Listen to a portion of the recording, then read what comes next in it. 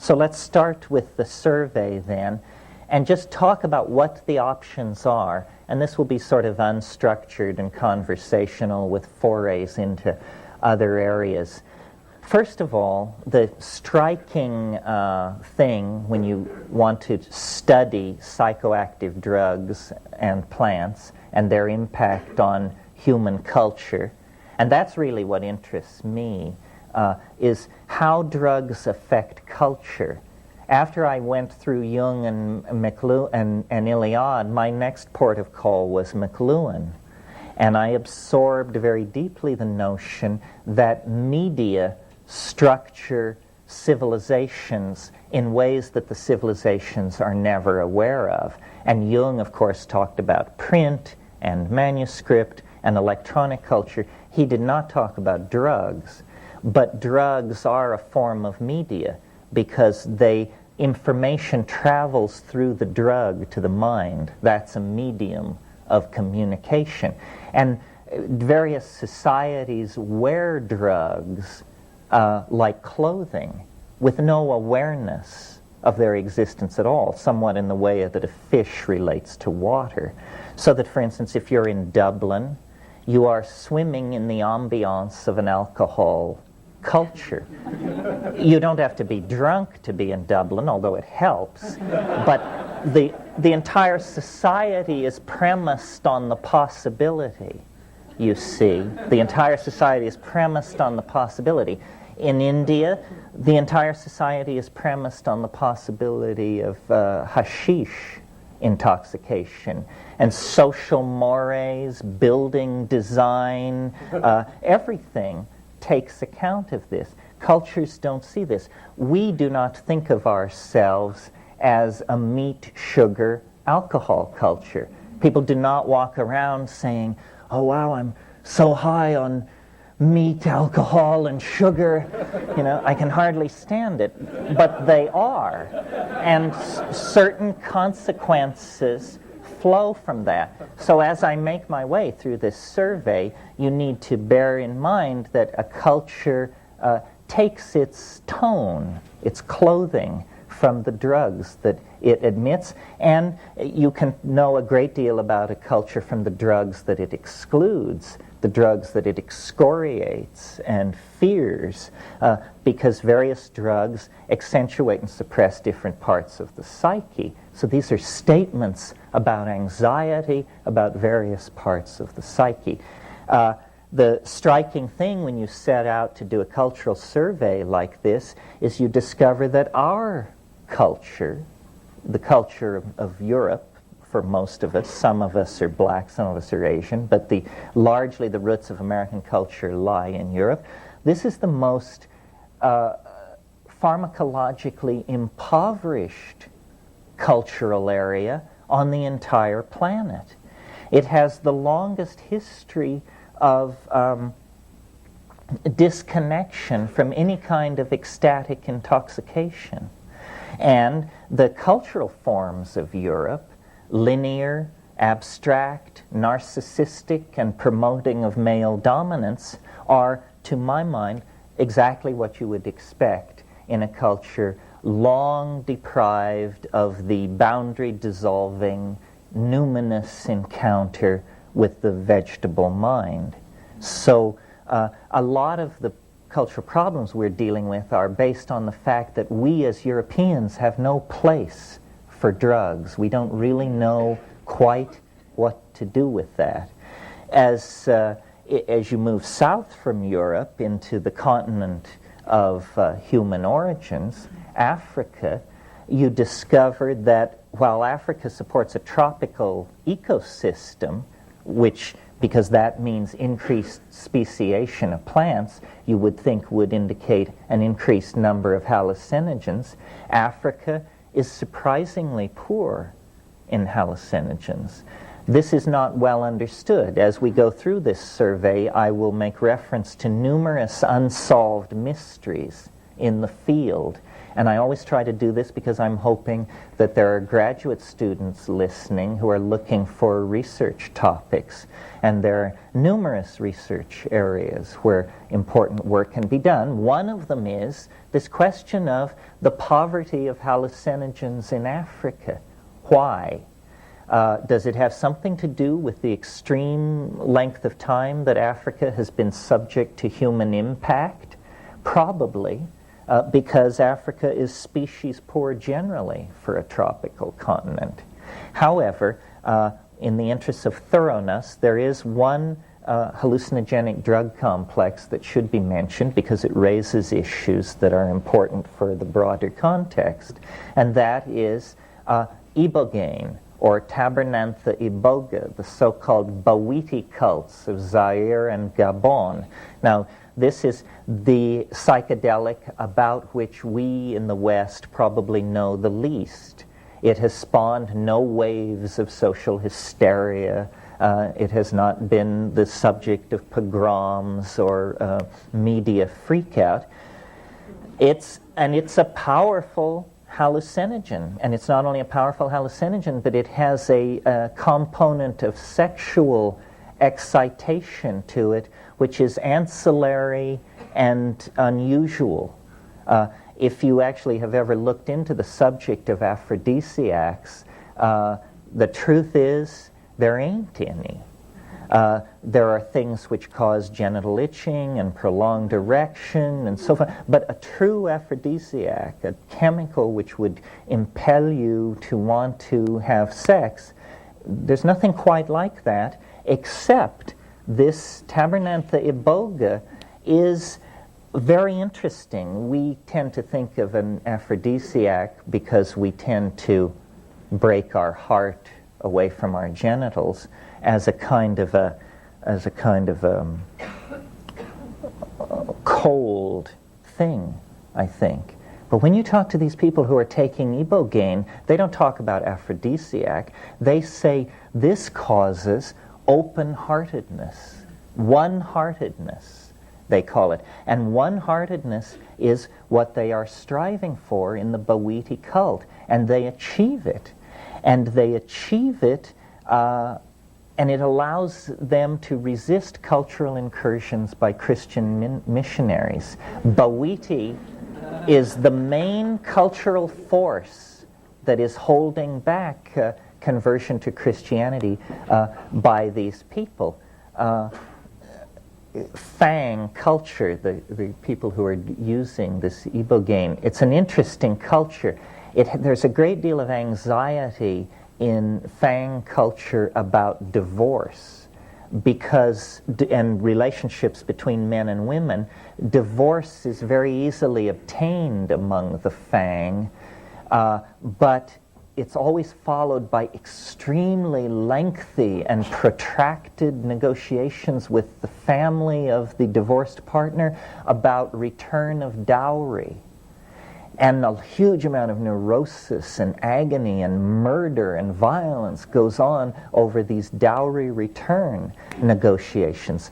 The ibogaine stands right in the middle of this as a source of one-heartedness, making divorce less likely. So it's very important as a force for social cohesion. And I mention this because when we reach ayahuasca, we will see, when we reach South America, we will see ayahuasca functioning not as an aphrodisiac or a thing to unify couples, but as a kind of telepathic pheromone that unifies whole small tribal groups together into a one-hearted, one-minded modality. And if we get into a discussion of the possible evolutionary impact of hallucinogens, we'll see that it always lies in the direction of these collectivized states of mind and dissolution of boundaries between people. Other than Tabernantha iboga, Africa's hallucinogens are trivial, and I won't mention them in the time we have.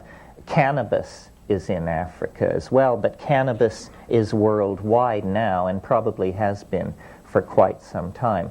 Cannabis is a special case, chemically and culturally. We tend to think of cannabis as a recreational drug, but that's because in the 20th century we always smoke our cannabis. In the 18th and 19th century, cannabis was eaten, and jellied forms of cannabis that were eaten, judging by the prose of people like Theodore Gautier, Baudelaire, Fitzhugh Ludlow, and people like that, it was as powerful as LSD, without doubt. I mean, these people were being swept to titanically alien dimensions. Well, when we cross from Africa to India, interestingly, of course, as you all know, tremendous depth of at least concern with the spiritual dimension, if not realization of it. That's a tougher call. India would be a likely place to look for indigenous hallucinogenic plant cults simply because of the spiritual obsession that characterizes Indian thought. When we look at the historical foundations of Indian thought, we find that it all rests on a group of texts composed between 4,500 and 2,000 years ago called the Vedas. And the Vedas are nothing less but the world's longest continuing advertisement for a hallucinogenic plant. The problem is we don't know what this plant is. This is the mysterious soma of the Rig Vedas. And Mandala 9 of the Rig Veda is entirely a hymn to Soma. Soma held Hinduism of the Vedic phase together. Later, it was repressed. And again, graduate students, pay attention. One of the very interesting problems to be looked at by sociologists, social psychologists, and anthropologists is how, if a drug once discovered, or a plant once discovered, is so wonderful, how can these things ever be lost or forgotten? And yet, in several instances, we deal with literatures which sing the praises of some plant or drug, the identity of which we cannot figure out, or it becomes a big arm wrestle between various competing schools of scholarship. We do not, to this day, know what Soma was. Gordon Wasson, who some of you may know as the discoverer, the modern discoverer of the mushroom cults of Mexico, founder of the science of ethnomycology, believed to his dying breath that Soma was Amanita muscaria, the red-topped, white-speckled Amanita. This is a mushroom which has a major role in Tungusic and Arctic shamanism, but to say, as Wasson did, that this is the supreme entheogen of all time is not supported by the evidence, I think. Wasson's own efforts to become intoxicated on Amanita muscaria were not successful. My efforts have not been successful. Occasionally you will hear anecdotal evidence. Someone will tell a story about eating Amanita muscaria that obviously they had a staggering breakthrough to a rupture of plane, as Merceliod in his wonderful phrase. But it's extremely undependable. And when you look at the botany of Amanita muscaria, you discover that its chemical constituency is seasonally variant, genetically variant, geographically variant, and so forth. So often, I think, as we gain understanding of a given shamanism, we will see that it depended on an extremely deep local knowledge. And if you take what a Yakut shaman says about Amanita muscaria and attempt to apply it in the national forests of New Mexico, you know, you could end up with a tag on your toe.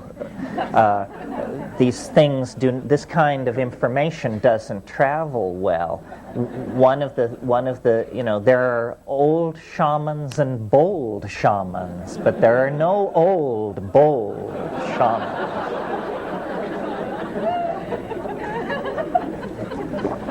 In looking at the Indian subcontinent for other hallucinogens that may have made a contribution, the obvious one, to my mind, is Stropharia cubensis, the mushroom which grows in the dung of cows, and that the book my brother and I wrote was about. Other possibilities, some of you may know that there are a family of the Argyria family of morning glories, an Asian family of morning glories distributed from India to Micronesia. 13 species, all containing psychoactive ergot alkaloids, none with a history of human usage. Now, this is another area which really fascinates me. Why do some plants become discovered by human beings and become the objects of cults which last millennia, and others are never discovered at all in societies absolutely obsessed with spiritual advancement? This Argyria nervosa is a perfect example, because you take the seeds are the active part, and you don't need much of this thing. You need 4 or 5 seeds, less than a tablespoon of plant material, which I would bet would make it, per unit volume, probably one of the most powerful hallucinogens in nature. And the hallucinations are absolutely stunning, and nobody has ever claimed this. It's free for the taking. This means you can cut a deal with an ally that doesn't belong to the Hindus, the Mayans, or the somebody else. It's an unoccupied parking space in hyperspace. And it's very interesting. The discoveries are continuous. Just a year ago, some phytochemists in the Midwest discovered a plant. It's always been there. Nobody's ever taken it very seriously, treated it like a weed.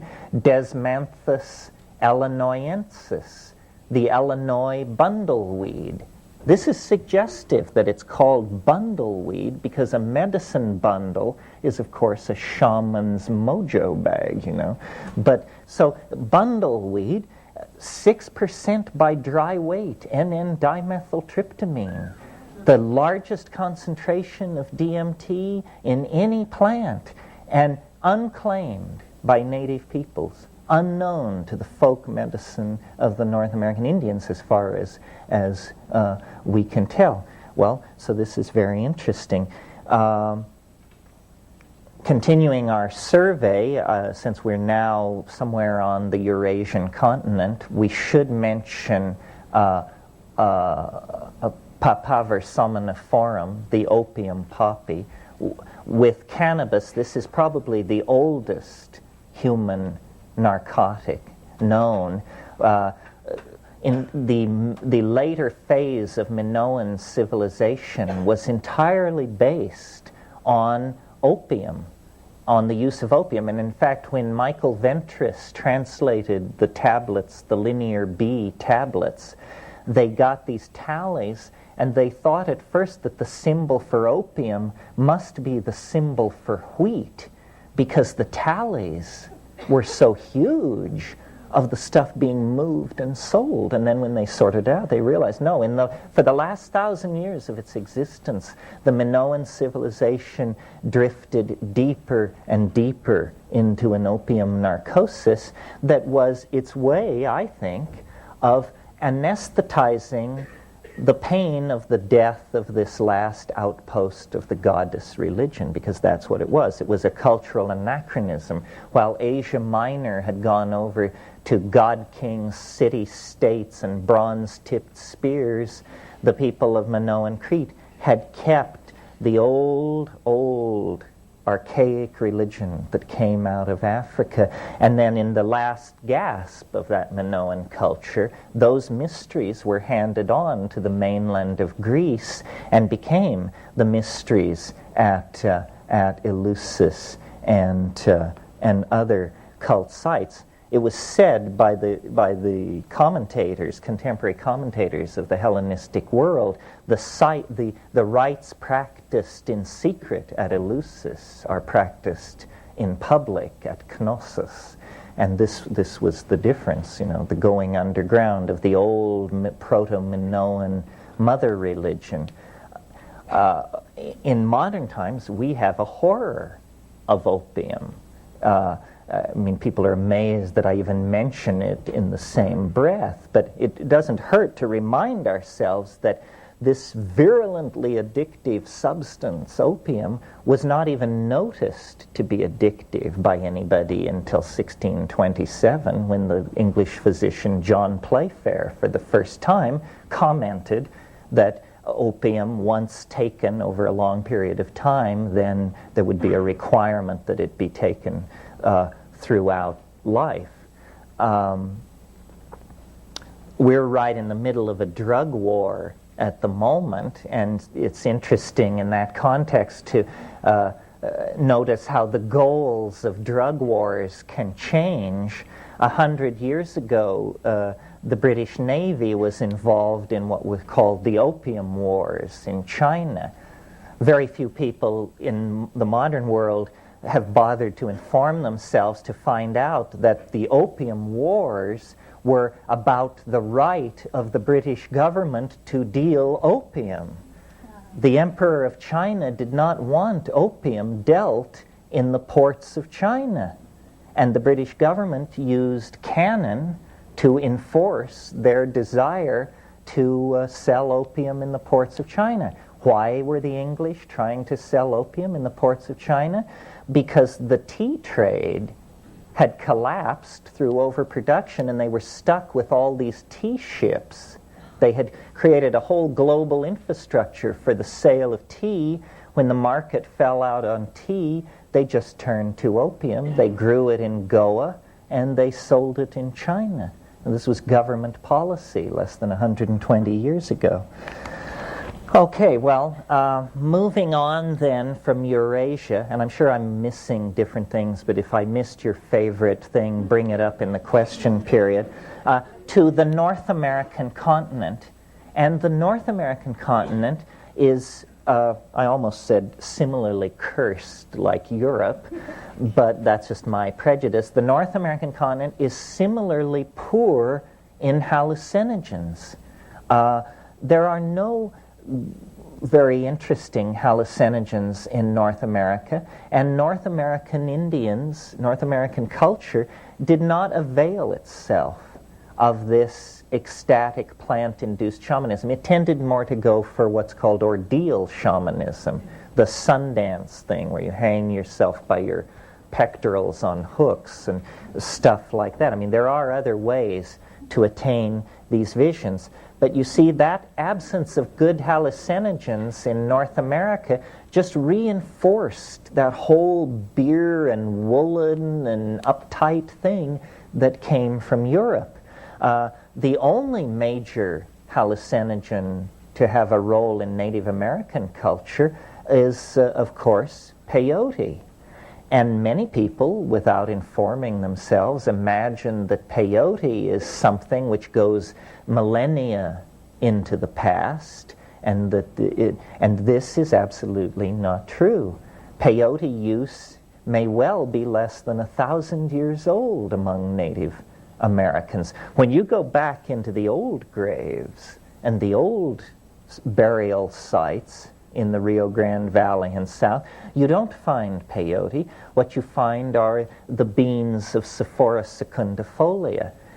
You all probably know this plant, though you may not know its name. It's the plant that produces the very hard red and black bean that they can string. If you all know what collarines are, these are erythrinas, which are related to these things. Okay, that stuff contains cytosine and cysteine. These are what are called ordeal poisons. And it might be worthwhile to just talk for a minute about ordeal poisons. I said there's more than one way to skin a cat. There's more than one way to have this experience that shoves you through to an awareness of the numinous That's what we're trying to do, is have an awareness of the numinous. Well, in certain parts of the world where hallucinogens were not present in the biome, people concentrated on ordeal poisons. And what an ordeal poison is it's a chemical compound that you take it and you think you're going to die and you beg for death and you do not die. You get better, you're fine.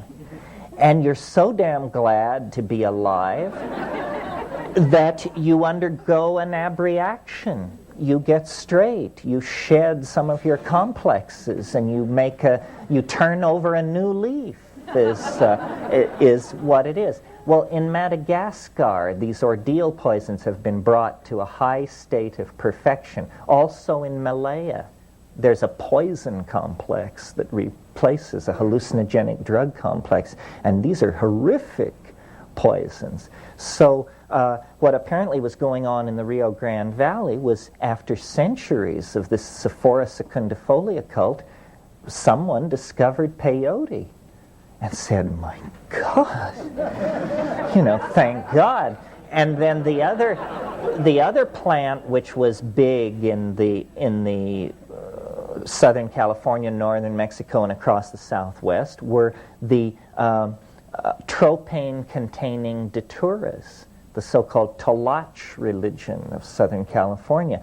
Well, these are deliriant confusants that are, unless you have a psychic constitution that is not like mine, you can't take these things. They're I just found them confusing. It was like a kind of madness, and also physically very difficult to handle. I experimented. I had a phase with these things when I was in Nepal, because there are sadhus, holy men in the Kathmandu Valley, who swear by this stuff. And if you're in Kathmandu, you may notice in the gutter, well, you'll notice plenty in the gutter, but you may also notice these datura pods, empty datura pods, and I noticed them and started asking questions. And then out at the King's Game Preserve past Pashupatinath, I found a bunch of these things and laid in a supply. And but it is an occult, watery, it's a dimension of confusion, not a dimension of high awareness. And I think some of you have heard me tell the story about the reason I gave it up was an Englishman, a friend of mine who lived in this little village in Nepal where I lived. He was also experimenting with this stuff. And one day I was buying potatoes and tomatoes in the market, and I ran into him, and we started having a conversation. And in the course of the conversation, he revealed that he believed we were in his apartment. And then I knew that we were losing hold on our grounding. So I don't recommend that. I don't have a whole lot to say about it. Apparently, it's a thing for magic, power magic. And I've never been particularly interested in that because I'm afraid of it. I'm a watcher. I like to look. I like to get very close to it and watch it. But I'm not into grabbing it or doing anything with it. I have a feeling that would lead to catastrophe for me personally. Okay, where are we now? Northern Mexico. Now we've gone all around. We started in Europe, we went down into Africa, across the Eurasian continent, North America, northern Mexico. Now things get interesting, because as you leave the Sonoran uplands and go south, in the Sierra Mazateca, it is this mushroom complex, which Valentina and Gordon Wasson discovered in the 1953s. 17 to 22 species, it depends on who's counting, of extremely endemic, meaning very localized species of mushrooms, all producing psilocybin, coincident with the cultural site of the Mayan, Mixtec, and Mazatecan civilizations. And this is psilocybin, an extraordinarily powerful, visionary, and benign hallucinogenic metabolite. once the Wassons had nailed down this Mexican mushroom complex, then people started checking, and they discovered these mushrooms or conspecific species in many localities. Two that are worth mentioning are the Pacific Northwest, Oregon, Washington, and British Columbia, which appears to be the world center for species density of the psilocybin gene, and strangely enough, very good ethnographic research turns up no hint that these Kwakiutl, Shimsham, Tlingit, and other people had any hint of this. They lived in the center of the psilocybin distribution complex, and as far as we can tell, their shamanism, which was highly evolved, never discovered or made use of this. Not so these civilizations of Mesoamerica. The other place where these mushrooms have now been discovered, and the range seems to be extending every year, is Europe. The tragedy of European civilization is that the Logos was apparently there all the time. The English countryside, I understand, is now practically a scene of annual mushroom runs that are not unlike the lemming runs of Scandinavia, and everybody pours out to collect the semi-lanceata mushrooms. I've been told, I haven't been to these sites, but I've been told that Ionia, where the Book of Kells was composed and where St. Columba went, is covered with mushrooms. It's very clearly a mushroom ecology. Attention, graduate students, the tracing of mushroom motifs in European art and civilization and culture is an extremely rich, untapped field. If you need some clues, look at family escutcheons, look at family crests. In France and the Italian parts of France, the Morelli family has the morel on their escutcheon. There are other mushroom families and mushroom names. So there may have been, this may have been the struggle between paganism and Christianity may have revolved around a mushroom. We know Druids were into plants. We know they were into oak groves, but the plant that is always mentioned as the Druidic psychedelic psychic plant of choice is mistletoe. But mistletoe is chemically very disappointing. And I've wondered if mistletoe is not, it wasn't the plant they wanted to symbolize the symbiosis of one plant upon another. It's that the mistletoe symbolizes epiphytic existence. Anyway, this is an untapped area. Once you get into the New World tropics, then you are in the great domain of the hallucinogenic plants. And no one knows why it is that the tropics of the New World are tremendously rich in hallucinogens. I mean, I don't know how many of you are botanists or biologists, but try to imagine figuring out a set of evolutionary constraints that were operating on one side of the planet but not on the other.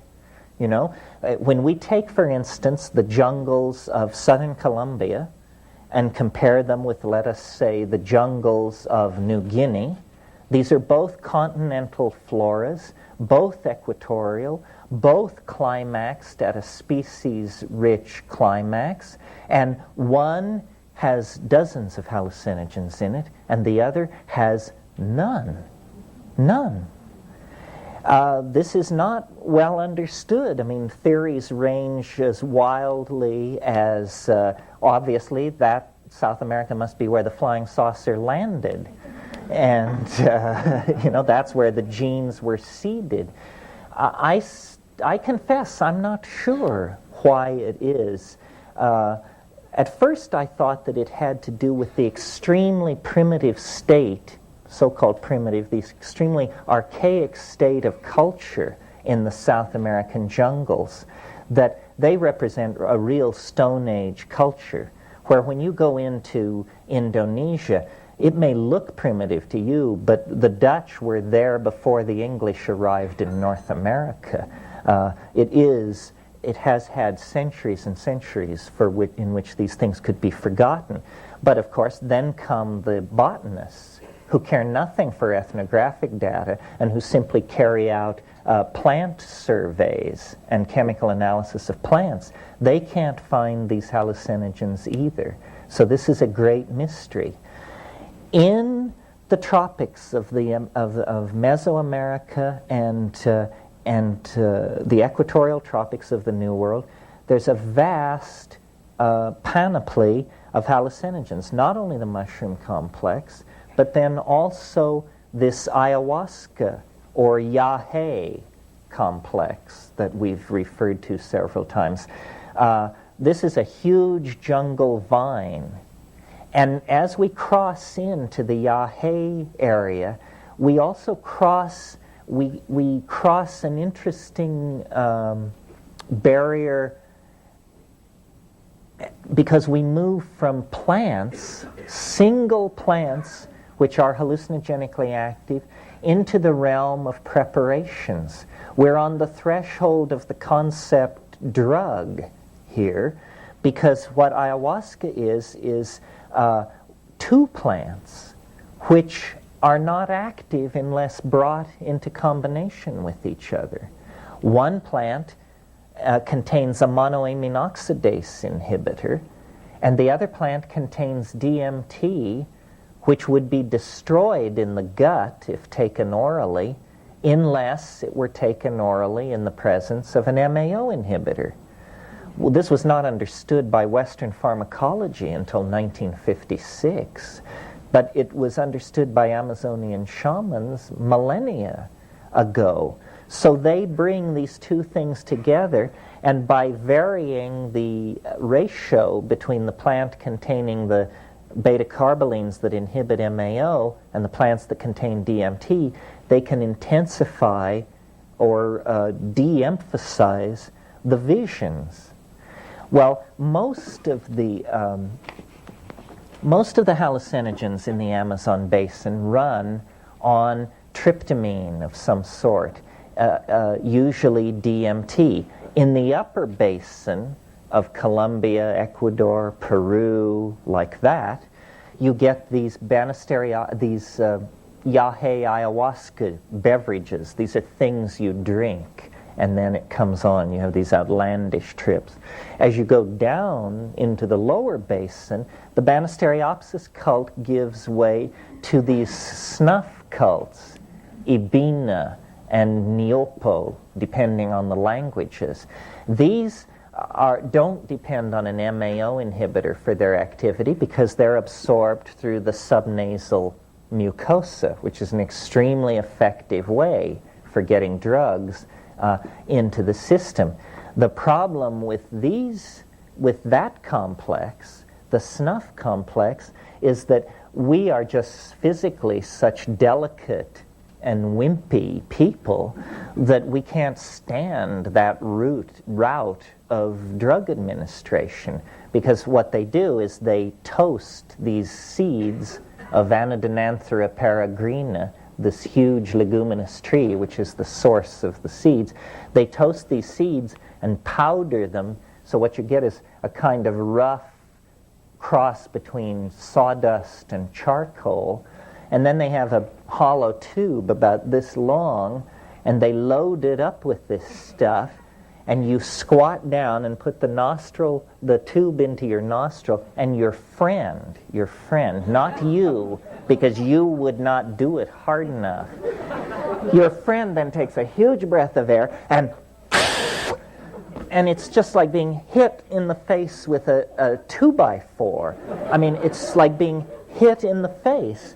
And you fall over backwards, you scream, you salivate, you squirm around there in the dirt for a minute or two, and then you sit back up, and by that time, the tube has been reloaded for the other nostril.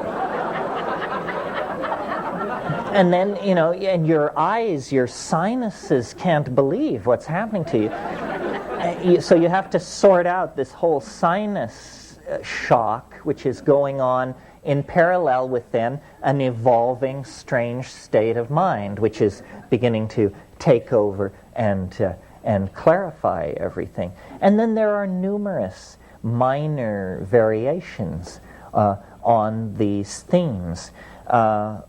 Might talk just a little bit about the chemistry of these things and the chemistry of hallucinogens generally. My attitude toward this question of plants, compounds, drugs, should these things be used for spiritual growth? If the answer is no, then that finishes. You don't have to go any further. If the answer is maybe or yes, then other questions arise. Which compounds out of this whole survey, and at what frequency, and at what dosage, and under what circumstances? And over the years, I've sort of evolved a three-way test that I will share with you, because I think it's maybe operationally the most useful thing you'll hear this weekend. And that is, if you are contemplating some compound, some plant, then the first thing to ask yourself is, does it occur in nature?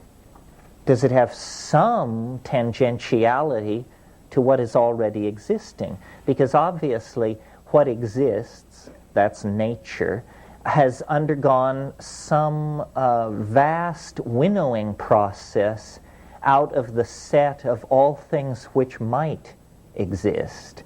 In that wonderful phrase of Alfred North Whitehead's, certain things have undergone the formality of actually occurring. And so certain compounds have undergone the formality of actually occurring in the biological matrix, and so they should be our pool out of which our experimental compound should be drawn. But this is thousands of compounds. How can we further narrow it? Well, an excellent way of narrowing it further is to ask the question of this compound, does it have a history of human usage? Does it have a history of human usage? That is your FDA approval.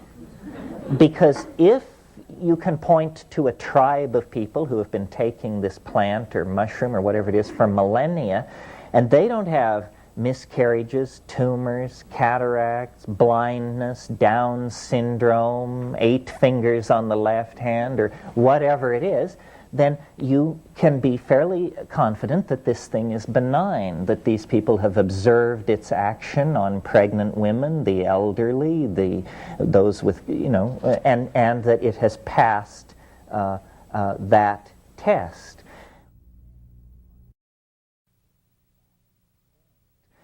Then, finally, the narrowest gate through which a compound has to go to intersect my precious body is it has to have an affinity to ordinary brain chemistry. It has to have an affinity to ordinary brain chemistry. We don't want to launch something on your brain that it can't recognize at all, that it has no biosynthetic pathways to degrade, that it has no receptors for just some crazy thing, 5-amino-3-triethylphenthioanaxidine or something. We don't want that. That's not the spirit that we're acting in here. So if the compound can get through those 3 barriers, then it's an excellent candidate for providing spiritual gain at low physiological impact. Well, now some people may say, oh, well, you've taken all the fun out of it. All the good things have been tossed aside in this mad rush to purity or something. Not at all. The very best stuff was retained in this process because in terms of relative strength and bizarreness of effect and so forth. The strangest, the most powerful, the most transformative of all hallucinogens in nature or out is dimethyltryptamine, DMT. And it's worth talking about DMT for a moment because it will raise certain issues and distinctions that you may not have been aware of. First of all, DMT is hands down the most powerful of all hallucinogens. I mean, it is so powerful that whatever's in second place is lost over the horizon. Yet, it is the most benign of all hallucinogens because it occurs as an endogenous neurotransmitter in the normal human brain. We, every single one of us at this moment, have N,N-dimethyltryptamine being synthesized, activated, and degraded in our synaptic membrane. So this is almost a paradox. The most benign of all hallucinogens, the most fast-acting, I should also add, is also the most harmless, the easiest to take. It sort of puts a certain obligation on the experient because there is no reason to hold back except that there is this question, does it drive you mad? And then the more serious version of that question, what about the possibility of death by astonishment? This is no joke. Death by astonishment is, I think, probably the major risk we run with this stuff because the impact of the breakthrough is so total, so complete, so unexpected. And in a way, this sort of brings me back around to my theme because I encountered DMT, LSD, all of these things in that very period when I was getting set to take flight as a Jungian analyst. And what completely blew my mind about DMT, and I mention it again, here's an opportunity for research, is how here's a heretical construction, how trans-archetypal the content of the flash seemed. I was appalled because not only had I a certain amount of interest in Jung and proclivity along those lines, but my original major had been art history. Art historians, what we're trained to do is to be able to look at a motif and say, oh yes, I'm familiar with this from ceramic from second millennia Peru and also Mandaean embroidery work. We know motifs. We're trained to recognize and connect disparate aesthetic domains. Well, when I smoked DMT and came down, I said, this is not on the map. I can't believe it. This doesn't connect up to anything. How can there be domains of the human mind that do not announce themselves in folklore, fairy tales, dreams, or mandala painting, that are so removed from the ven of what is human that they are apparently not accessible in structuring our maps of ourself and our psyche? And that for me was the contact with what I call, and I didn't call it this, Rudolf Otto called it this, and this term influenced Jung, Otto preceded Jung, it is the wholly other. And if there is an archetype of the wholly other, then this is it.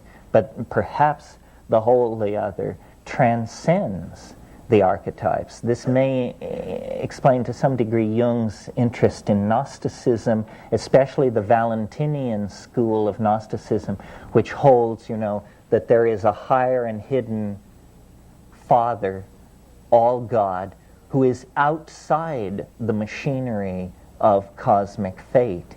And it seemed to me that in those extremely profound DMT flashes, I was actually witnessing a domain outside the machinery of the archetypes, which is, for us as moderns, that's what the machinery of fate is. It's not zodiacal machinery. It's hardwiring in our psychology and our genes that gives us our fate. Well, so having said that, I've not only made the survey, but also brought us to, by ending with DMT, the subject matter of this quest.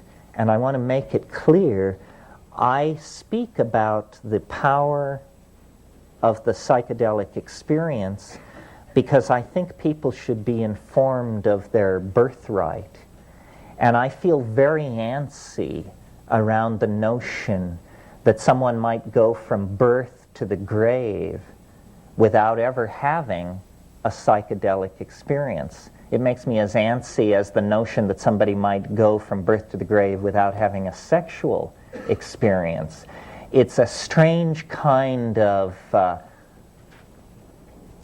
protective denial, or a kind of expression of fear.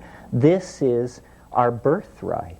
This is part of what it means to be human. These altered states of consciousness, I think, are pretty much scripted into the existence of women because most of them will give birth, which is an organically scripted psychedelic experience from which there is no escape unless, of course, you go for the drug knockout, the spinal, and then you miss everything. But biologically, physiologically, women are set up for this experience. Men are not. It's possible to build such barriers against overwhelmment that it never happens in your whole life. And I believe that if we psychologically analyze the effects of these psychedelics, what they do is they dissolve boundaries. That's all. I mean, if you interview 10,000 people who've had a psychedelic trip, each one has their own hierophany, their own hieroskamos that unfolded for them. But the sum total of it is boundaries dissolve. And then whatever's on the other side of your boundary comes flooding in to claim you and to reshape and remake your psyche. Well, I see the entire illness of our civilization as an ego-inflationary illness. We have gone so sick with ego that we are literally murdering the planet rather than confronting the consequences of our psychic imbalance. And the psychedelics act to redress this. They are almost an inoculation against the ego. And I see the ego as a phenomenon arising in historical time, or rather, actually, history is caused by the ego. But the ego is a component of the psyche that arose in the post-archaic phase, in the post-psychedelic phase. It's entirely a modern invention. It's less than 15,000 years old. And the assumptions of the ego are the source of our neurosis, our disequilibrium. Why did the ego arise? It arose because of the climatologically enforced abandonment of these psychedelic religions of the archaic period.